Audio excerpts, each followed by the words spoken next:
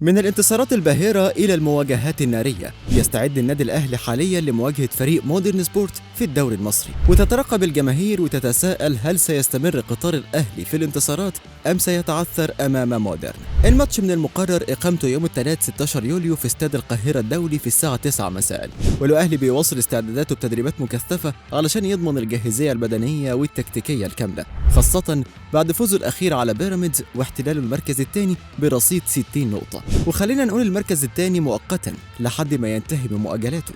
الأهلي بيدخل المباراة بفريق كبير من النقاط عن مودرن سبورت اللي بيحتل المركز الرابع 47 نقطة، وبيسعى يحسن موقفه في الترتيب بعد فوزه على المقاولين العرب بهدفين مقابل هدف. أما بقى عن تاريخ مواجهات الفريقين لحد لحظتنا دي، لعب مودرن سبورت ضد الأهلي 32 مباراة في جميع البطولات من وقت ما كان اسمه نادي كوكاكولا، وبعدين بقى فيوتشر، وبعدين تغير إلى مودرن فيوتشر وصولا إلى مودرن سبورت.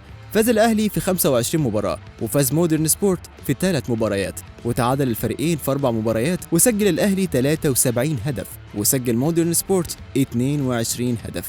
من سيتمكن من الفوز في هذه المواجهة المرتقبة؟ هل ضغط مباريات الأهلي هيأثر على سلسلة انتصاراته، ولا مودرن سبورت هيستغل الضغط ده لصالحه في تقديم ماتش يحسن فيه من أدائه؟ وأخيرا اوعى تنسى تظبط ساعتك مش بس على الماتش وعلى المستديرة علشان تتابع معانا أول بأول.